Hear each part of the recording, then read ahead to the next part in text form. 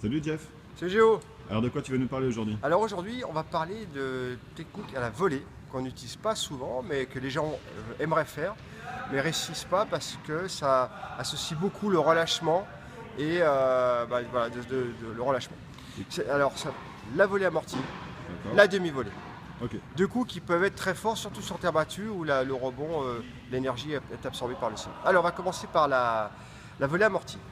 Alors, la volée amortie, ce qui est important, c'est d'absorber l'énergie de la balle. Et pour absorber l'énergie de la balle, il faut être relâché sur sa prise, contrairement à la volée classique, pour pouvoir, à l'impact, laisser tomber la raquette derrière.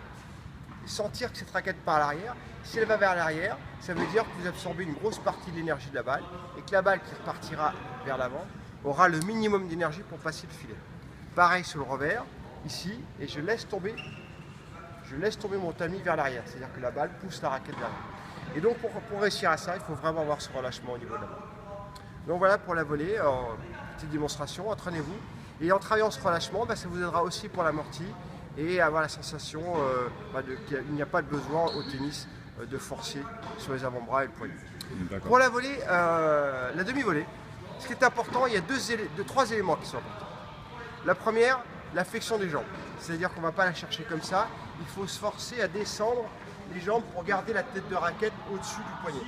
Ça, c'est la première chose. La deuxième chose, c'est d'avoir un tamis légèrement ouvert pour que la balle, quand elle arrive, elle reparte vers le haut pour repasser le filet. Et la troisième chose, pour absorber l'énergie, c'est de laisser la raquette statique.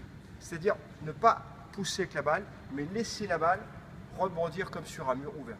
Ce qui fait que la balle va arriver, elle arrive comme ça, elle va rebondir comme ça, et elle va repartir avec le minimum d'énergie.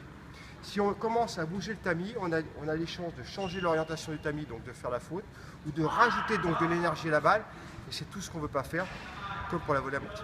Démonstration ? Parfait.